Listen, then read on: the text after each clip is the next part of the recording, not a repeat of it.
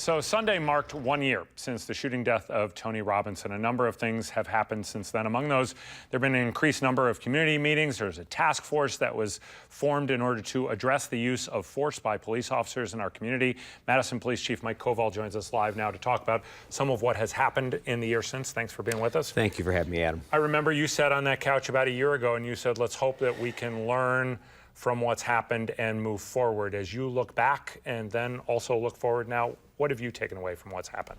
That the dialogue is ongoing, it's robust, it's more authentic than it's ever been. And I think when everybody is talking about those topical issues of the day, there's always a sense of encouragement and hopefulness that springs from that. And so you have now, you're doing community meetings. Yes. What are you learning from people? What are you hearing from people as you go out and take these meetings with regular citizens? Well, it's interesting because you're ready to deal with all the compelling, most graphic issues of the day.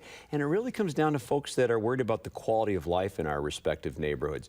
Those things that are sort of have this aggregate effect on their psyche. And those are the things we hear a lot about. So the task force that just came out, and we talked about this with the Founders Police Chief, UW-Madison Police Chief Sue Reisling was here, as well as Reverend Mitchell was here to talk about this.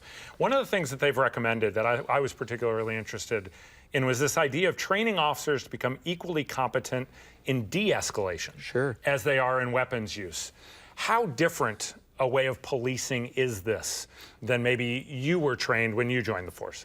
Well, I do think that there has been evolution over the 35 years that it's been, but by and by, I think Madison has embraced disengagement, creating distance, looking for cover, because the more time, the more space, and if you can get cover, the more options you have. Time is your ally. So I do think we've been training on this.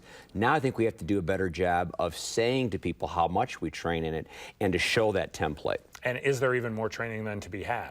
Oh, absolutely, because I think you have to go through consistent, continuing adult learning, scenario-based training in order to get it really sophisticated. I would imagine one of the fears that you had after what happened a year ago was kind of the creation of maybe an us versus them mentality. Do you feel you've been able to get past that?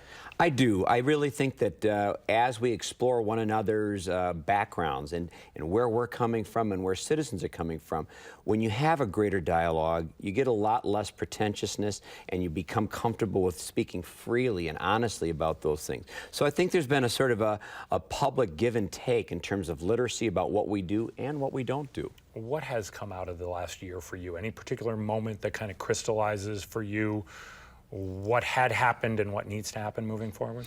Well, I think it's probably as evidenced by this last weekend with a number of events surrounding Tony Robinson.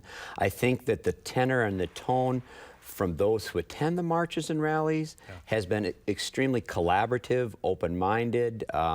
We have been very facilitative, and so I think that shows that we both understand that we need to move together forward in making Madison a better community for it. You have heard the family speak about change immediately, and you have talked about, I think, change that will continue both immediately but also gradually. Yeah. Can we proceed, I guess, on those parallel lines without any kind of conflict? Yeah, because I think that what some people feel are Herculean steps, I don't feel are necessarily that drastic. I do think that we're a lot closer to common denominators and common ground than we are radically disparate. So when you look now toward what had happened, or what did happen, looking forward, what needs to change, or are there changes you feel you need to make? Well, I think that I still have to lend context to everyone because, for example, in 3 months, we'll probably go on 15,000 calls a month, and yet 99% of those calls are contextualized with professional communication, presence, and crisis intervention. I don't even lay a hand on you.